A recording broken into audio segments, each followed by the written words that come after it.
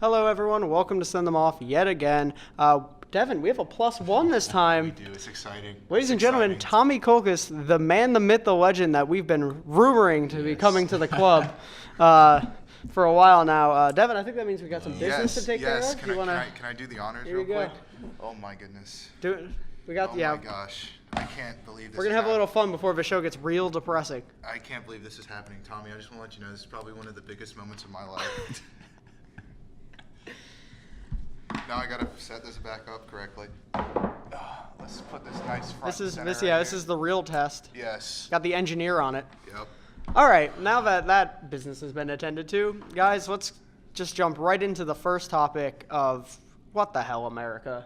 Really, the U.S. fails to qualify for a World Cup for the first time since 1986. Just real quickly, what went wrong for those who speak English, which we do in this country. Guys, what went wrong? I'm going to throw it to the new guy first here. So at least from what I noticed, just in the qualifying alone, it looked like we didn't really have any real tactical plan. It didn't look like any of the players were giving any real effort, and just an abysmal performance every time I had to watch this team in qualifying. Yeah, something I definitely noticed, especially in the game against Trinidad and Tobago, that the effort just didn't seem to be there. As Landon Donovan said the other day, they really lacked a sense of urgency, which is something when you are about to bow out of World Cup qualification, you need to show, especially when you're a team that should walk through CONCACAF. Agree, Devin? I mean, yeah. I mean, that's what I was going to say, is just the urgency wasn't there.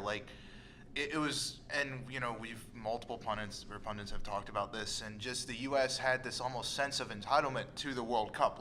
No one ever looked at this, and even when we did the show last week, we were like, oh yeah, they'll make it through. There's no they will at least make it to the playoff game, and that was assuming that you would look at this and go, they will show what the U.S. men's national team has been in recent years, and that's the desire and the ferocity to get results when they needed them the most. And in this case, they didn't.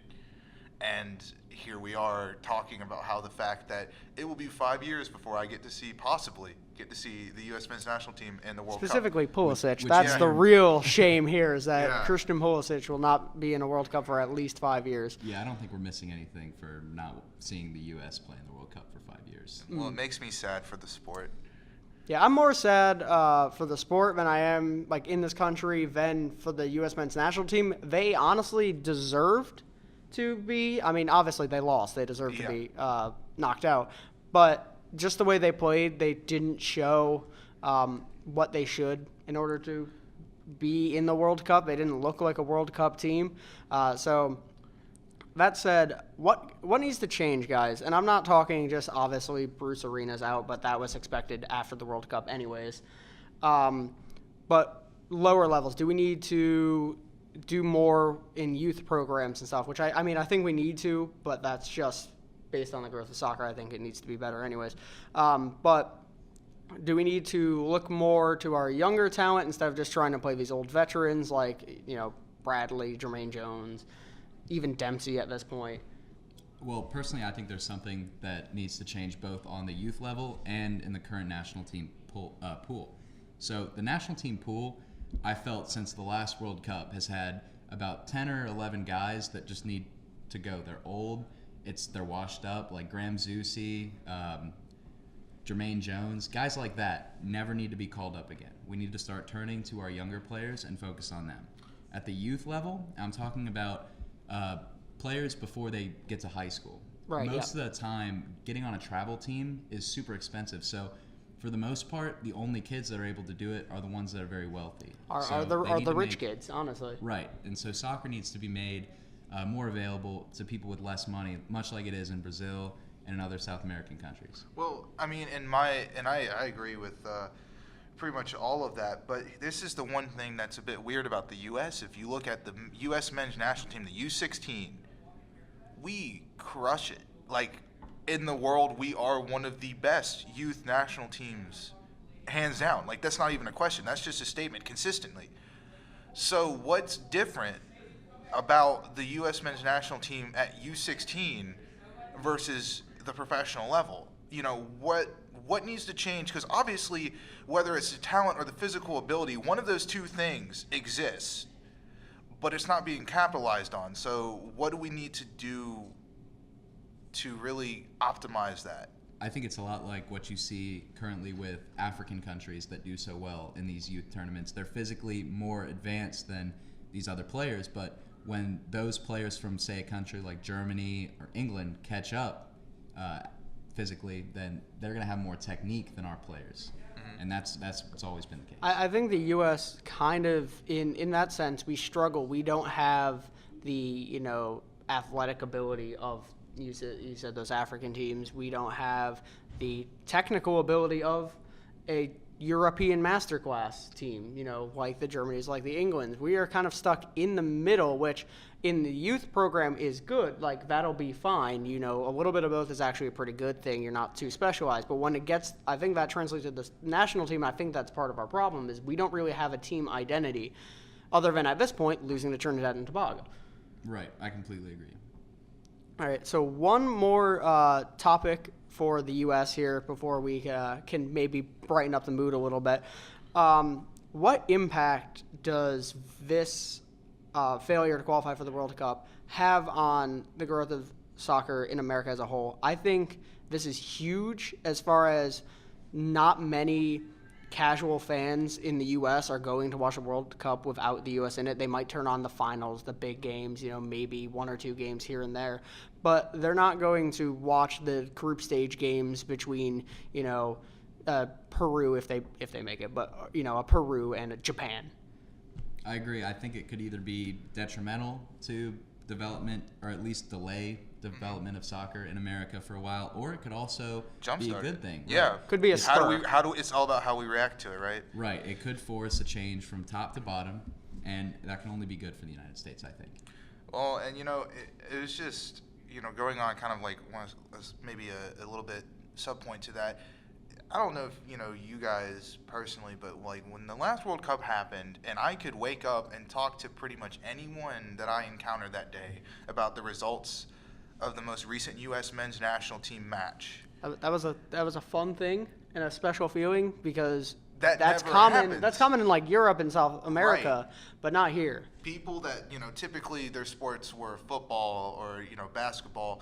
Suddenly, the entire nation had kind of taken on the World Cup as one of everyone was watching, everyone was supporting this team. We had the "I believe that we will win" chant. Right. All of that really just. And it was wonderful. It was great. You could see the interest. Suddenly, people wanted to know who players were and who other countries, what were other good players, and got interested in looking at different leagues. And it was just, for the growth of the sport and just the interest that surrounded it was amazing. And now we don't have it. Yeah, it's definitely going to take a toll. We're not going to see that. It's not going to be like last year, you go to your first, class of the day if you're still in school, or you go to your job and, person sitting next to you turn and go, oh, you catch the freaking Australia game. Like, no. That's not going to happen. People in the U.S. care most about the U.S. And I mean that should be the case. That's how it should be in every country. But we don't. Soccer isn't a traditional sport here. It's becoming more and more a mainstream sport. I mean, yes, it's one of the like big 4 or 5, but it's not. Like you can pretty much talk to anybody about the NFL or something like that. They're going to have some idea what you're talking about. In this country, you talk about the World Cup, not so much. Yeah. But what this does do is it puts a really big spotlight on the women's team in 2019. That's true. They could very well win the World Cup. Yeah. I mean, we've been in the women's game one of the best for a long time. So at least we still have them. It's pretty much how this feels at the moment. I'm going to take a quick rundown here as we're going to talk about the rest of the international setup going to the World Cup. 23 spots in total are filled now, and I've got out the long list of teams, so I'm just going to rattle this off.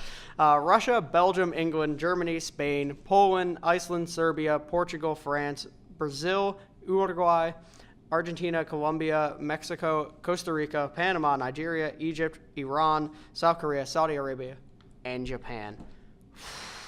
Guys, I need oxygen. You don't. You're used to talking that much. All right, wow. Rude. We still have in the Intercontinental Playoffs, it's going to be Peru or New Zealand. Is going to be one of the teams joining, or Honduras or Australia. And 4 more European teams, 3 more African teams. The 3 teams leading in Africa, like leading the rest of the groups in Africa, they still have 1 more game left, is Tunisia, which is shocking, Morocco, and Senegal. So this is going to be a really weird World Cup, guys. Well, here's the thing. One of the African groups had Cameroon and Algeria in, and neither qualified. Yep, they're already out, which is shocking. But let's go to Europe first, because they have the most teams, and it's in Europe, so it seems like a good place to start. We're down to just 4 spots left from UEFA. It's the European playoffs. They do the seeded and not seeded format. The 4 seeded teams are Switzerland, Italy, Denmark, and Croatia. Non-seededs are the 2 Irelands, Northern and Republic, and Greece and Sweden. Which team to you guys is a sure bet? For me, I feel like Italy, definitely. Safe bet at least. I would say that the majority of the seeded teams will be safe as long as they don't draw Sweden. I think Sweden is a huge. I would definitely say potential Sweden problem is a for danger whoever they team, which draw. means Croatia is going to get them. But I really like Italy and Croatia's chances to go through. I feel like Croatia actually probably played in one of, if not the toughest groups, as far as that was easily the most competitive group. So I feel like Top to bottom, yeah, top to bottom. That has prepared them for this playoff game. I think, again, Sweden, they can beat Sweden. But Sweden is definitely the dangerous team, most dangerous team, and I feel like they could beat any of them. So I think outside of Italy, I would probably pick Croatia to be a safe pick. I would agree. Now, you mentioned Cameroon earlier, and of course we talked about the USA. Now, these teams have something in common. They each won their regional championship in the regional tournament in the past, 2 years. The reigning Gold Cup, Copa America, and African Cup of Nations champions, that'd be the U.S., Chile, and Cameroon, respectively, are all out of World Cup contention. Is there too much hype, if you will, put on these tournaments? Do we think these mean too much? I think we hype up the Gold Cup a little too much, but the Gold Cup is definitely overhyped. I will definitely agree with that. But I think that Chile and Cameroon missing the World Cup are more of a result of just the grind of being in World Cup qualifying, especially for Chile and the CONMEBOL, because you've got to play Argentina, Uruguay, Colombia. Peru, it just keeps going Paraguay's not that bad. The fact that Chile couldn't Ecuador. make the World Cup after winning the last 2 Copa Americas is pretty telling to me. It's pretty upsetting, honestly. I would have loved to see them in the World Cup. Also, interesting, Arturo Vidal retired and then immediately the next day unretired from international football. He pulled a Messi, except he didn't wait as long. I had a question for you guys real quick. When you look at these domestic cups, are the domestic cups held in a single place? Like the big cups like that. Not so much domestic as like a one country, but like the Gold Cups. The Gold Cups, Gold Cup is usually held in one country. Yeah, usually Copa America is usually held in one country. I don't know about the African Cup of Nations, but I think as well. I just wanted to point out that like the playing in the Gold Cup, playing in the Copa America, if you are playing in the same spot or the same country in the same conditions as everybody else, maybe then like your quality can come out a little bit more. But when you have, you have to go home and away places. I know just from looking at the South American teams, right? Colombia's stadium, as well as 2 others. I think if I'm remembering correctly, one of them is also Peru. Bolivia is the other one, awful. Where the altitude is so high that FIFA in 2007 or 8 or so actually said they couldn't play there anymore. They have since taken away that ban. But wow, FIFA I think reversing it's a really decision to on look something. at the home away going there as a grind. Yeah, the home away comparison of trying to qualify for the World Cup versus playing in one spot in a major tournament like that. I definitely agree with that. That's a really interesting point. I didn't really think about the fact that we look at the USA.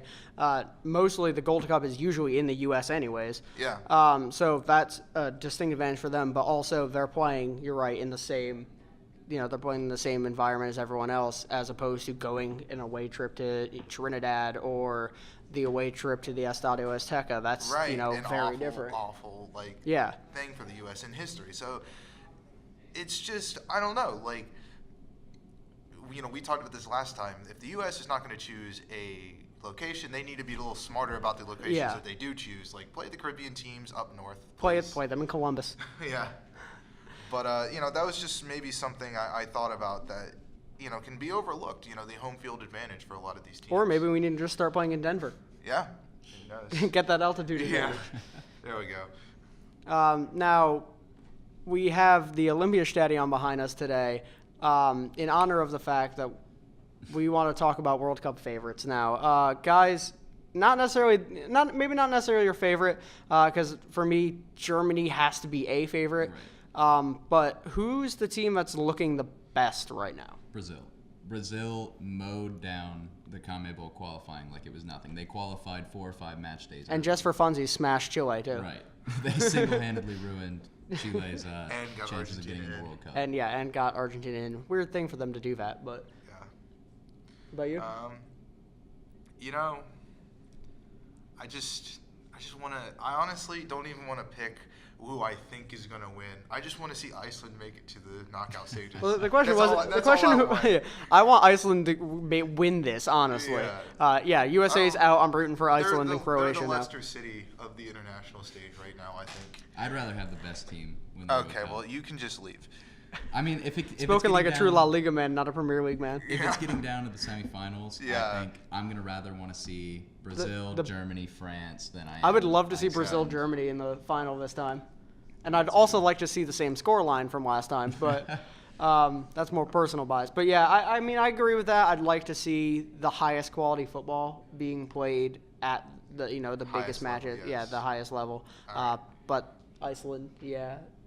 For me, the team looking the best right now is probably Belgium, just from kind of the same way Brazil is. They kind of walked through.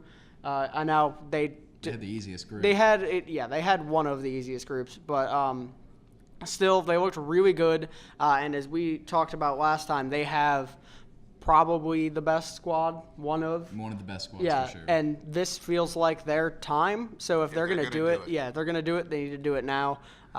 So I think they're looking really good. We could also see maybe a little something from the friendlies leading up. Yes and no, as far as whether or not that can show whether or not it's telling. But I feel like there'll still be a little bit of can they continue? Will they get more relaxed as the World Cup comes? Maybe that's a problem. I think 2 teams I would add to that favorites list would be France and Spain. France has more talent than any other team in the World Cup. I just don't trust the French. Sorry. Can they put it together? That's the question. Yeah. Same with Spain. Well, France probably should have won the Euros, but they didn't because they just apparently completely bottled it. Honestly, yeah, they don't play up to their talent. I would say probably if we're talking about most talented squads right now, France is right up there with Belgium, with Brazil, with those teams.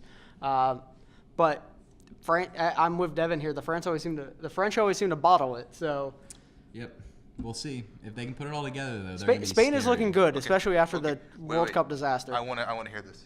So Tommy, the most overrated team in Russia, because you really like to tear apart people. You really like to tear apart people who are perceivably at the top. You like to bring them back down to reality. So I want to hear what you have to say. Reality. I was actually going to say that my most overrated team going to Russia is France. It's funny because they're probably the most overrated team in the world, but they have to be one of the favorites because of how much talent they have. For me, the most overrated team is Argentina. Are they really overrated? I think they are in the fact that they do have one of the most talented squads, but they also, their performances make them what's overrated. They finished, fourth in CONMEBOL? Fourth, yeah. Fourth in CONMEBOL, and they were the 4th ranked team in the FIFA rankings. That shouldn't happen. No. And if you should not be ranked that high. Now, granted, FIFA always ranks Argentina up there, but as far as they're overrated, their performances don't live up to their quality, and so for me, the fact that they don't seem to get done what they need to, yes, they did end up qualifying, but they should have done it. They should have been in the clear before the last day. That's what makes them overrated. I don't necessarily see them having another run to the final this time. I agree. I kind of wish England were more highly rated so I could say they were overrated. But as it stands, I don't know. But the problem is we They're all know not- England's yeah. going to get dumped in the first round of the knockout so stage. So I it doesn't can't matter. really say them. And I don't want to pick the same route as you did with Argentina, although I agree with everything that you said just now. They just don't live up to the potential that they should have. So, aside from what you two have already mentioned, I'm going to pick Germany. Really? Yeah. And I know that's like a weird thing to think about. They but did have a pretty easy group Yeah. for UEFA, so they're, But they won qualifying with every it. game. yeah. And True. but that's also my point is, this German team is a bit younger. It's a bit less experienced at an international level. And this maybe isn't that they're overrated, but they're a bit of a wild card in the sense that no one knows exactly what's going to happen when they play one of the better teams. When they play a big game, yeah. No one knows how their player's going to handle it. Now you look at their players and you go, they should handle it. And that's the thing. But that hasn't been tested yet. And so until I see it done, I'm going to continue to be cautious to pick them as a real front runner for this. They dominated their UEFA qualifying group, but as we said, that's one of the weakest groups. The second place team in that group is Northern Ireland. Not to fire shots in Northern Ireland, but really that's doesn't say much for the quality of the group. Now they played well, but I will say, still, it's Northern Ireland. since they were eliminated in the semifinals by the French in the Euros, they have upgraded their two biggest weak spots, which was striker and right back. Now they have Joshua Kimmich playing at right back and Timo Werner at striker. Old Timo Werner. Love that man. That man's like 23 and he feels like he's been around forever. Really. Now, we're going to move on. We're going to talk about, we're not going to talk about Timo Werner and Joshua Kimmich, but we're going to talk about more players that we're going to see at the World Cup. We're going to head to our quick fire at the end here. It's not going to be very quick. It's going to be moderately paced fire today. Ballon d'Or top 30 released. Ronaldo, Messi, Neymar, the usual suspects in the top three. Any surprises for you guys? I know Tommy's very opinionated on this, so we're going to kick it to him first. I honestly don't have any opinions. Tommy, take it away. There are four people in particular that I don't think should be on this list. I know that's kind of picky, but one really should not have been, and that was Philippe Coutinho. No business being on there, especially over some of the names that he was over, like Dani Alves, Alexis Sanchez, Gonzalo Higuain, Thiago too. And I don't know how you can include N'Golo Kante and then at the same time not include Casemiro. And they're essentially the same player, but one was more successful than the other. One kind of won like player of the year for his league, One and the other one was Casemiro. So there's that. Okay. I'm gonna sit here silent, guys. Okay. I knew we were gonna get into No, this. hold on. This is just gonna be fun. Also, the Coutinho thing. I mean, I kind of understand what is what you're Liverpool without Coutinho? Yeah, that's what I'm saying. What is Liverpool without Mane? It's not Coutinho. It's Mane. I don't know. When they were played with missing Coutinho Mane, and without Mane They're very playing just recently, as and bad they did well. yes, but They're playing just as Coutinho. bad with Coutinho as they did at the start of the season. Coutinho gets them goals. He gets them. Casemiro does not get Real Coutinho goals. scored a grand total of 11 goals last year. He also didn't play the full season. Is that like goal scored and assists, or Goals is that scored just? in all competitions. So what about like assists or just He simple? had fewer assists than he did goals. Okay. For I'm me, just the biggest surprise is Thiago from Bayern being left out. He had an amazing season. It's kind of weird because he felt like he came out of nowhere, even though he's been there for a long time. As far as he finally kind of had a breakout year. Just an injury-free year. That too, yeah. So I'm upset that he wasn't on this list. As far as people who got on that I'm surprised by, I would say Mats Hummels.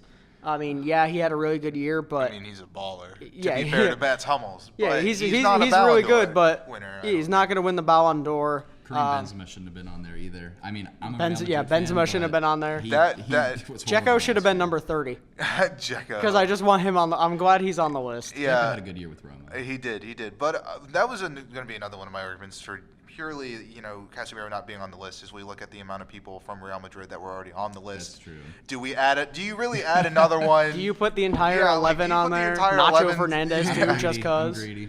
Yeah. So I feel like Casemiro not being on there may be a result more of the fact that you have Modric, Ronaldo, Overkill. Benzema. Yeah. Like there's just people Cruz. from the It just speaks Bale. to how good the Yeah. end of the year was. So we just named 5, still and we on went there? through half of your roster. I Is figured he was Marcelo's on on there, there? yeah. Yeah. So that's 6. Gar- That's Carvajal, 7. Yeah. Yeah. Do you want the entire starting lineup? Is while you're Sergio at it? Ramos on there as well? Yes. So that's There you 8. go. Yeah. Yeah. So it's your entire your starting roster besides Casemiro. So I think you're okay. Pretty much. I think you're okay. Speaking of Modric, as one of the players you mentioned, he's pretty much the number 5 for a lot of people as far as the top 5 potential winners here. Obviously, the top 3 being Ronaldo, Messi, Neymar. I actually think Buffon's going to be third. Really? Mm-hmm. Dybala has been thrown around as a 4th option or so. Do you guys see anyone other than Ronaldo winning it this year? It feels like Ronaldo's to lose. I'm going to go to you, Devin, since you just almost headbutted the microphone in anticipation. I'm the first person to say no to stuff like this just to fire up Tommy. But in this particular case, you've won the Champions League again. League, yeah. I mean, he scored hat tricks in the biggest games. You can't dismiss that. You really can't. Like that's a quality that's not only performing over the season, but that is being a superstar in a big game. Right. That's what a Ballon d'Or is. I will say this though, even though Ronaldo scored all the goals when it mattered, and Real Madrid was as successful as it did, I still think Messi over the course of this year has been better than Ronaldo. Right. Individually. Shocking. But is the Ballon d'Or do you win the Ballon d'Or for personal? You have to win. Your efforts have to culminate to something. I think. Yeah. So that's kind of the criteria is how are we judging this, and if it's culminating to something, Ronaldo obviously has a very, very high advantage. Unless your year is just that much better than everybody else. And in this case, I don't think it is. But as always, I'm sure that people will have so many opinions. Right. Do we think that the recency bias, as it's called, may play into factor, especially with things like almost said Neymar, Messi scoring a hat trick to keep his country in the World Cup, and then he's probably gotten off to a little. He has gotten off to a much better start this year. Do we see that maybe playing an effect? Because it is an award for the whole year. Maybe if by recency you just mean like the last few weeks, because if we're going to the beginning of the season, Ronaldo did score he did score an absolute stunner in the Super Cup against Barcelona, and he had the second highest goal tally in European World Cup qualifying history, only behind Robert Lewandowski, Who set the record. Who set the record the same year. One thing I'm going to say about that, at one point in the season, though, Messi had 9 goals and all of Real Madrid had 9 as well. Right. So, I mean, Messi is definitely, at least at that point, was definitely way outclassing almost Real Madrid as a whole. I feel like that may push him closer. His finishing, at least, was. Yeah, well, yeah. Yeah. I feel like that may push him a little bit closer, but I still feel like it's Ronaldo's to lose. I do too. We're going to kick it back to the U.S. For a moment here for another moderate-paced fire. Silence. No, he does not deserve a moment of silence. No, just for the fact that we're not in. Oh, just okay. in memory of what was, what should have been. Anyways, Bruce Arena obviously out now. Who do you guys see as the next USA coach? Maybe not as the next coach, but someone I want is Caleb Porter. Well, I obviously am biased towards that, but yes, I very much agree. Plays good football with possession, and he plays with a 10. And if we're talking strictly the United States, Pulisic needs to be playing as a number 10 in every single match. I agree with that statement as well. I have nothing to add. All right, guys, we've settled it. USSF, it's your choice now. Just sign the dotted line. We'll get Caleb Porter on. No, but as much as I love Caleb Porter, I haven't really heard his name thrown out too much as far as for this one. I know before Bruce Arena came in and we'd gotten rid of Klinsmann, his name was being thrown a little bit. I was kind of glad he didn't get thrown in at this point. I would have liked him to come in after a World Cup. I think, as you said, the way we see him have Portland play, it may not. It's not the best success in the MLS, but I do really think that would be a very good style that the U.S. needs to adapt. Because they kind of looked lost. I want to say during this qualification period, we kind of almost ran around. It looked like a pickup game, and I play a Yes. lot of those, That's so I know very good assessment. I know what they look like. It was really weird to watch an international game and see like literally two parties from each team, one in this zone and one in the other zone, and no one's in the middle, and it was just. And then there's just one person that would carry the ball to the other side, and then it'd go back the other way. It was insane. It was not the way that you should play international football. Right. But the other names I've heard right now are Osorio. Is that how you I pronounce hope that? Who is the current Mexican head coach? But That's fun. rumors are he's out after the World Cup due to conflicts with the Mexican Federation, as well as Tab Ramos, I wouldn't mind that. who is the U.S. under-20 coach, and so he's actually got experience working with the Yedlins, the Pulisic is the Matt Miyazaga. How do you say his name? Matt Miazga. Miazga, there it is. And the Sporting Kansas City head coach, whose name I'm going to butcher, it's like Vermes, something like that. Because He's kind of similar to Caleb Porter. yeah, he's a similar light to Caleb Porter as far as you get that MLS head coach who's got pretty much continued success. Like, yeah, Portland had a down year, but they always feel the same. Like, they always feel like they're going to be relevant. They're going to give you a good game. That's what the U.S. needs to do, because apparently we're not giving people the games we need to. Do you see any of those names popping up? Do you think it's going to be an outside? I could see Tab Ramos. I think that'd be a very smart choice. I most think he's going to likely. be the interim coach. Yeah. I think they'll very much take their time with this decision. We have the time now. Unfortunately, yeah, we do. I would like to throw forth the name of Ted Lasso. Dead last. Who is that? How really? The Jason Sudeikis Okay, thing for the Premier people, League. for the people that for some reason are watching this and you haven't seen the NBC Sports special where Jason Sudeikis plays a American football coach For coaching Spurs, coaching at Tottenham, go watch it on YouTube God, it's immediately. great. Like it's one I of the would love greatest to things have you'll Ted ever Lasso. see. I would love to have That's Ted not disclaimer. That's not a real manager. He's not a real person. I was kidding. We could. I mean, why not? Bruce Arena didn't do any better. One last topic we've got going to round out our all pretty much international show here.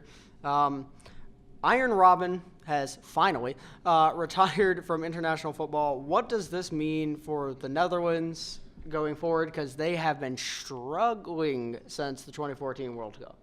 Yeah, I mean, honestly, Netherlands' biggest problem is they don't have any good ball-playing midfielders in their talent pool right now. I Nigel believe- de Jong not doing yeah. it for you? I know. I believe I did. I don't know. It probably came from your Twitter, Tommy.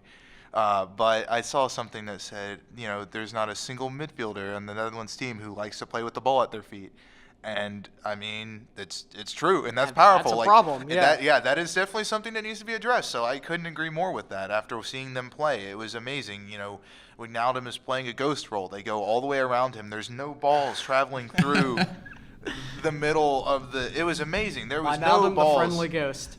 Yeah, no balls traveling through the middle and moving the team side to side unless you go all the way U-shaped around the back. And I mean, sure you can do that, but how fast can you really move the ball to where a team is shifting if you're not fast playing enough? through the middle, yeah. There's no incisive passing, and that's a problem.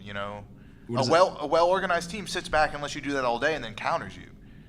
That's it. That's all you have to do. It's a very simple game plan. Yeah, they haven't they looked really good in the 2014 World Cup, but that really felt like the end, kind of like how we saw the demise of Spain in the World Right. Cup. It felt like kind of their peak for that team, if not even the peak, kind of the just after the peak where they were starting to decline as they got further in the tournament. They kind of played worse and worse, and just they didn't qualify for the Euros either. I don't believe. No. They just have looked horrible since then. I mean, as far as Robin, he's had a great career, and I feel like he's been doing the best he can with that team. It was basically Robin's team. Yeah. But I mean, it's probably good for them that he's gone. In the sense that it kind of pushes through, with the new generation. But they don't have a new generation. But they don't have much It's to a work failed- with. It's a failed The next Robin is Memphis Depay, That's and he was there at the World Cup, so that doesn't really help that much. How old is Robin, by the way? 33. I was gonna say 32, so I would have been off by 32 or one. 33. It's just, Yeah. it's impressive he's lasted this long. Props to him. Not just him, like, lasted this long, like, been that Been- important and yeah. good of a player. I mean, he's So, still Hats off to Ian he's still Robin. playing at Bayern. I believe he'll probably be there for another year or two. I'll admit I probably won't miss his antics at the next World Cup. Oh, though. oh, yeah. What? You mean getting touched and diving to the corner flag? So Give him for an Oscar. with Robin, when do you how long do you think he's got left at the club level? Like, when do you see him retiring from club? Given that he's 32 or 33, we didn't fact check. Yeah. I don't know about how long he'll start at his current club because they've got some pretty good young. Do you see him? I'm gonna cut you off there. Do you see him moving away from Bayern and playing somewhere, or do you see him just? I think he's gonna end his career. Well, MLS do you- move? Question mark. I think he'll end his career. He'll end his career at Bayern, or he'll end up playing somewhere in the Dutch league, In the which he's Dutch league? talked about a few times. Ajax. Because let's be honest, that is the Dutch team. All right, we've got one more small thing of business to attend to, which is this thing right here. Oh, we do. Captain's armband. Oh, it's not. It's wow. I'd Wow. like to just explain what that is about. Hopefully we'll be seeing more of it, but we've been really lazy. We have a fantasy Premier League on PremierLeague.com. And basically whoever wins the week, whoever has the most points in the week, gets to wear the captain's armband for the week. Obviously not walking around. We're not that weird guys. I won by 1 point. Sorry, Devin. Tommy is leading the league, though, I'm so leading I'll the give you league. that. By a lot. By quite a bit, yeah. As soon as we instituted this rule, I stopped winning. Having so that Aguero was and fun. Kane as your two strikers will do that for you. Until Aguero gets a It's car, motorcycle but accident, yeah. but yeah. So I just want to point that out. Hopefully we'll be seeing more of that, and hopefully we'll be seeing more of you here, Tommy. Yes. So that we don't have to keep changing the board every time. But pretty good show, other than the showing from the U.S. But Yep. all right, that's it for us today, guys. See you next time.